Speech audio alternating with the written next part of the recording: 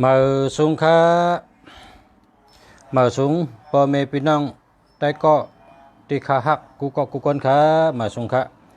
หักกูก็ค่ะมาสูงค่ะมาสูงพ่อแม่พี่น้องเขาทั้งหมดทั้งเชิงค่ะเมื่อว่าเขาเลยรัดไว้ว่าลองโกไก่พระเป็นเจ้าไหวกว่าตั้งเหลอลีเหลือเปิ้นไล่พอนดีนำเหลือเปิ้นอันว่านั่นเขาเลยรัดไว้เมื่อว่าเมื่อในเขานั่นตูนั่นตันย้อนกันโตอย่าๆนำค่ะขอบใจกูก็กูคนค่ะดีมาเปิดด้วยเปิดถ่อมยังมีอยู่ตั้งนำข้าก็ยุนย้อนขอบใจนะขอบใจกูเจ้ากูก็กูคนค่ะพี่น้องอาปองสุดดอกกองก้นดีดังเสียงข้าเฮาย้อนขอบใจอย่านำตียังมีคนเปิดถ่อมเปิดด้วยอยู่ค่ะอันเขาเลยรัดไว้ว่าเข่งพระเป็นเจ้าไหวกว่าตั้งเหลอลีเหลือเปิ้นอันว่านั่นค่ะเนาะเมื่อในเขาได้เอาลัดลองอันเจ้าพระเป็นเจ้าเฮาไหวกว่าตั้งเหลอมีพรดีนำเหลือเปิ้นในค่ะเนาะพระเป็นเจ้าเฮาคาใน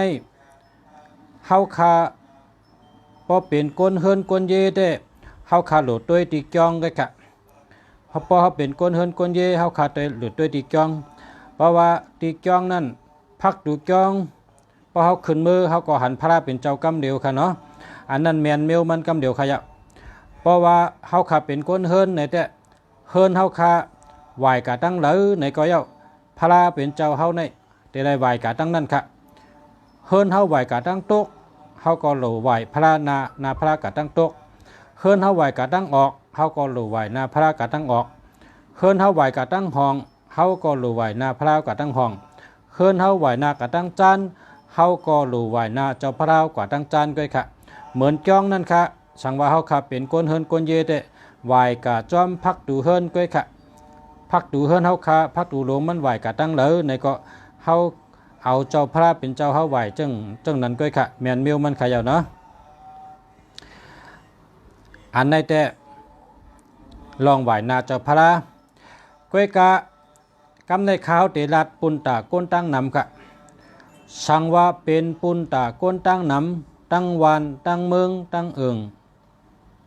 ตั้งมดตั้งนำปะไหนจึงพระเป็นเจ้าอันเฮ็ดไว้ปุนตาก้นตั้งนำไล่ไว้ไล่สาเฮ็ดไว้เหนือจิกลอยเกาหลีเฮ็ดไว้เนื้อปางเนื้อเป้งเกาหลีเฮ็ดไว้ตีอันสายาเกาหลีสังว่าเตเฮ็ดพระเป็นเจ้าตีอันสายาปุนตาก้นตั้งนำอันนั่นจึงสังว่าเฮ็ดพระไหวหน้ากว่าเมื่อตั้งห้องหลีเหลือเปิ้นตั้งเสียงค่ะเพราะว่าตั้งห้องในความไตเฮาว่าตั้งเหนือนะครับตั้งห้องในเป็นว่าตั้งเหนือตั้งจานในตั้งเตอนะครับเนาะเพราะฉะนั้นก็ปุนตาก้นตั้งนำตั้งหลายเตไลหลีตั้งเมืองตั้งเอิงตั้งวานตั้งเมืองนั่นแต่พระเป็นเจ้าไหวกว่าตั้งเหนือลีเลยเปิ้นเชิงค่ะพระเป็นเจ้าอันไหวกว่าตั้งเหนือนั่นเฮากะย้อนชูสังก็เป้จุงเตรียมทนเป็นพระตั้นเจอพระชุดต้องเป้นะครับเนาะในแต่ปุนตาก้นตั้งนำตั้งหลายอันเปิ้นเฮ็ดไว้ตีจองเกาหลีเนือจิกดอยเกาหลีเนือกุ้งเกาหลีตีเป้งเกาหลีตีไหลสายาอันเจ้าสาวเขาอ่อนโหเฮ็ดสร้างเกาหลีกรรมการจ้องก็ปากกาจ้องเฮ็ดไว้เกาหลีอันนั้นแต่ไหวหน้ากะตั้งห้องในลีเลเปิ้นนะครับเนาะเพราะว่ากำผาเฮาคาในไผ่ตั้งห้องในเจ้ากู้หวยล่าเปิ้ค่ะเจ้ากู้หวยล่าในเป็นผีเปิ้ศาสนากำเดียวค่ะก็เพราะฉะนั้นแหละพระเป็นเจ้าสู่และเฮ็ดไหวหน้ากะตั้งห้องซื่อๆปานไหนนั่นเป็นพระสุตองเป้เป็นพระเฮากะย้อนสู้สังก็ไล่ลีเตรียมทนนั่นค่ะนะอันดีเลเปิ้นไหวหน้ากะตั้งห้องค่ะเพราะเป็นตาก้นตั้งเมืองโกไก่ค่ะเนาะกำในซ้ำพระเป็นเจ้าไหวกะตั้งห้องในอาจูมันเต็มไปจังหือในค่ะเนาะพระเป็นเจ้าอันไล่ไหวหน้ากะตั้งห้องนั้นวันเมืองกัดเย็นจึงเมืองกัดเย็นวันนากัดเย็นตั้งมดตั้งเสียงเจมผีเจมก้นไล่อยู่กัดเย็นนะครับ สังว่าวานเผยมีตั้งเลือดไม่เมืองเผยมีตั้งเลือดไม่เป้าไหนจึงสังว่าเฮ็ดพระขึ้นมาเป้าไหนถูกดีวายนาเจ้าพระเป็นเจ้าเฮากว่ามือตั้งห้องนะครับอ๋อได้ไรกัดเย็นตั้งหมดตั้งเสียงค่ะเนาะยอกำในซ้ำวายนากว่าตั้งออกซ้ำเป็นจังหือค่ะสังว่าเฮ็ดเจ้าพระเฮาวายนากาตั้งออกจำเป็นพระบอกว่าพระขุนไล่พ่อนหลีลองไผ่ก้าไผ่ขายการก้าขายขึ้นใหญ่เหมือสูงซื้อไล่ขายเมียดก้าอ่องขายมันนะครับเนาะอันนี้เป็นปุณตะเฮาโกไก่เจ้าพระเป็นเจ้าเฮาสู่เยอและปุณตะกนตั้งเมืองตั้งหวานตั้งเอิงนั่นขายเอามีอยู่สองตั้งนะครับอันหันเนื้อแก้มเนื้อปีเนื้อลิกเนื้อไรว่าสังไรไหวกาก็พอนดีอย่าหลงเตะว่าค่ะเนาะพอเหลือเสียเจนั่นเตะอย่าไปไหวลาค่ะนะอย่าไปไหวลาเนาะอย่าไปไหวตาลาอาจูมันเตะมันห่อดีเสียไผ่ค่ะอ๋อเพราะต่างไผ่ต่างตั้งค่ะนะห่อดีเสียไผ่ค่ะ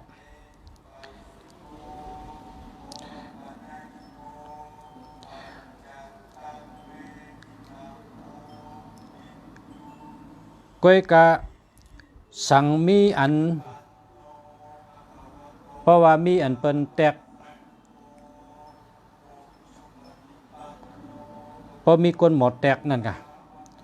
อันในก่อนมีทางตีนึงก้อยหนาในเตะแต่ได้เป็นก้นหูเตะนะแต่ได้เป็นก้นหูเตะมีเครื่องแตกนะพอมีเครื่องแตกเสียเลยเฮ็ดในแต่หลุดแตกให้เฮ็ดในแต่มีทางตั้งนึงเพราะว่าเฮาค่ะมีเครื่องแตกเฮาเอาตาเฮาหันว่าแต่พอเมืองแรงมาเฮามาจุกซื่อๆเฮาก็วายก็ตั้งออกซื่อๆเพราะกลางวันออกมาตั้งออกหน้าเฮานั้นเป็นตั้งออกตั้งหลังเฮาเป็นตั้งตกตั้งขวาเป็นตั้งจานตั้งซ้ายเป็นตั้งห้องอันนี้แต่มันดูเครื่องแตกมันเฮาเอาตัวเฮาตัวกองฮู้กูก็ค่ะเนาะก้อยกะสังว่ามีเครื่องแตกนาเมืองนะพอมีเครื่องแตกนาเมืองปอไหนแต่มีทางตีหนึ่งค่ะอันว่าพระวายกว่าจริงในเป็นชัดเทในก็มีค่ะก้อยหนานั่นแต่หลบมีเครื่องแตกมันค่ะเนาะตัวมีเครื่องแตกมันจริงเลยค่ะอันว่าพอเฮ็ดเจ้าเป็นชัดเทอันว่านั้นจริงห้องวันออกในค่ะในแต่หลบเป็นก้นหูเตะเปิ้นมีอันตุ้ยอันแตกนะจังกะเฮ็ดเลยนะ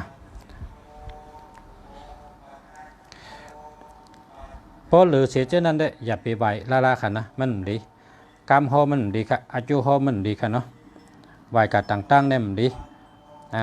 ฮอดีเสียตั้งค่ะจึงจันวันออกว่านาตั้งจันว่าจึงจันวันตกว่านาตั้งตกว่าจึงของวันตกว่าเช่นไหนอาจูฮอมันตื้นดีเสียมีโอกาสนะเฮาขากับฮอมันดีเนาะเฮาขาดแต่ละอันดีก็กำในข้อที่หนึ่งเจ้าพระเฮาวายนากว่าตั้งห้องซื่อๆลีเลเปินอยู่วันเมืองกัดเย็นข้อที่สองเจ้าพระเฮาวายนากาตั้งออกก้าขายลีการก้าขายขึ้นใหญ่เฮิงบอกว่าพระขุนข้อที่สามพอเป็นก้นมีตั้งหูเสเฮ็ดโหลเป็นก้นหูเต้เสเฮ็ดเตนั่นมีทางตีหนึ่งห้องว่าเจิงห้องวันออกในเป็นชัดเทมีสามตีนะครับการในข้อที่สี่ครับข้อที่สี่เฮาขาดสืบมาข้อที่สี่ในว่าเจ้าเข่งเจ้าพระเป็นเจ้าเฮาอันเฮาโกไก่เฮิรนเผยเฮิรนมันนั่นโหลไลเฮ็ดสูงเป้งอกนะครับเนาะ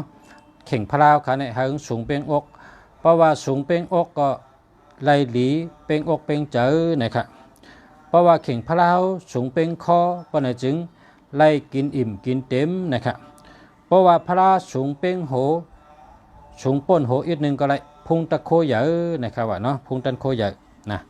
จะว่าพระเป็นเจ้าเนี่ยอย่าไปไว้แต้มละมันเป็นเมียวทอดเมียวเมียดค่ะอ๋อไว้สูงค่ะเนาะ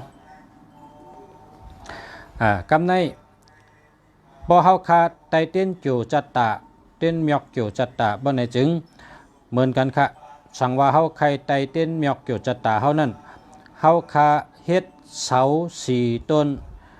กอบต้นกล้วยต้นอ้อยกอบหน่อกล้วยหน่ออ้อยคัดพยาสมัดแฮนเผินคู่เจ๊จุงเสยเย้าเต้นเมียกโจจัตตาเฮาคานั้นโลไลไตสูงปอสูงเปียงอกก็ไล่หลีเปียงอกเปียงเจอปอสูงเปียงคอก็ไล่กินอิ่มกินเต็มปอสูงป้นโหพุงตะโคใหญ่จื้อเสียงหลีจื้อเสียงลือหลังนะครับอ๋อในก็ลองปอเสียเมเสียปูสระลองไต่เต้นไต่อ้างเขาเต้นหมอกอยู่จัตตะก็หลีเต้นนำปอก็หลีสังว่าเฮาไข่ไตเฮามันหันพรดีมันป้นในจึงในเนื้อจำค่ะอันคำมาอ่านเนี่ยข้าเขาเตรียมมาเนื้อจำนะจำปีบจำอันนี้ข้าวมีปรับไว้มันเก่าเนี่ยเนาะนะเก่าเนี่ยมันเป็นลิกได้เก่าข้าก็ขึ้นอ่านให้กอกมาเฮาพอมีพี่น้องเขาเลยฮู้ไว้ว่าจำเมื่อก่อนเมื่อมึนเตรียมไว้จังไหนค่ะเนาะกำในเฮาคาลูต่างซ่อมต่อกูวันค่ะนะมีอีสังก็ไรนะมีเขาตั้งเกือเก้ก็ไรนะพระเป็นเจ้าในพระเป็นเจ้าเฮาในมันใจดีนะครับมันจะว่าโลเฮ็ดมิวกาเยอคันหลงมันจะว่าโลเฮ็ดอันเป็นเนื้อเป็นปลาจะในโลต่างละนะโลต่างอย่าไปต่างละเฮาขาดต่างซ่อมต่อเฮาในเฮาขาดต่างเข้าเหจ้อหนึ่งหมากไม่เหมีเข้าเหน้ำอ้อยน้ำพึ่งเกือซิกยามีเข้าเหน้ำนมเหมีเข้าเหหมากไม่เหจะในก็แคมเดียบค่ะนะต่างซ่อมต่อกูเนอค่ะนะต่างซ่อมต่อกูเนอก็เปว่าพระเป็นเจ้าเฮาในมันเป็นปุณตะสืบศาสนาเฮิงเปิ้งใส่ขึ้นใหญ่มาสูงปียาวเข้าหึงแล้วเป็นผีขุนชิกยาเขาเปิดด้วยตาเสนะเฮาค่ะหลูไรหมอลุ่มลาเตนอนก็เฮาหลูน้ำให้นอนตื่นมาก็เฮาหุงข้าวหุงพักอันเข้าโหมอพักโหมอมาต่างนะพักก็เฮาเป็นพักอาศักรอดนั่นนะอ่ำป้าเนื้ออ่ำป้าป๋านะเป็นเข้าลายเฮกังกือก็ได้เข้าลายตั้งกือชิกยาก็ได้เข้าลายตั้งหมักไม้ก็ได้เข้าลายตั้งน้ำพึ่งก็ได้น้ำอ้อยก็ได้น้ำนมก็ได้ค่ะเนาะอันนี้เป็นลองต่างซ้อมต่อเฮาค่ะนะเฮาก็กวนอันนับถือศาสนาพุทธพระเป็นเจ้าเฮาในเฮาคาหลูใกล้ลองซ้อมค่ะนะเฮาคาหลูใกล้ลองซ้อมพอเฮาคากับลองซ้อมในเฮาหลูเลือกว่าเจ้าสั่งเจ้าจ้างหางลีหางจ้าเฮาหลูเลือกก็แปลว่าเขาเจ้านั้นเป็นอันสืบสายใจศาสนาพระเป็นเจ้าเลยเฮาคาญาป้าเลยในก็ถึกป้าเลยเฮาคาหลูป้านั่นค่ะอย่าไปเลือกป้ามันอย่าไปเลือกย่องมันนะอย่าไปเลือกเจ้าสั่งเจ้าจ้างอันเฮาคาเอียนอ่านไว้ติลองในป้าเฮาคามีข้าวดีผักหวานปนตาติลองซ้อมในเฮาคาฮบญาป้าเลยก็หลูเลยลองกำเดียวค่ะนะอย่าไปเลือกป้ามันอย่าไปเลือกเจ้ามันค่ะเนาะในก็มีป้าเนอตอนพระในค่ะเนาะ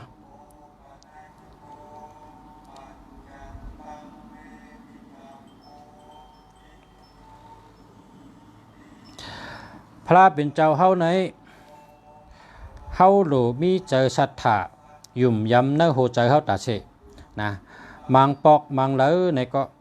เนื้อเจอเนื้อหัวใจเฮาในมีพระเป็นเจ้าเฮาก็นั่งเสรับตา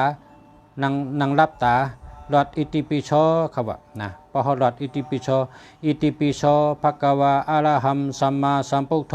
วิจจาสารณะสัมปันโนสุขโตโลกวิตูอนุตตโรปุริชะธรรมสารถิสัทธาเทวะมนุษย์นัมพุทโธภะคะวะติเนี่ยเฮาคาอยู่ที่ไหนก็ในหัวใจเฮาในบอกว่ามีพระเป็นเจ้าอยู่เนาะในก็เป็นปาเนจำตอนตากัวไก่พระค่ะเนาะ กำในซ้ำพอเฮาคานอนผันพระในวะ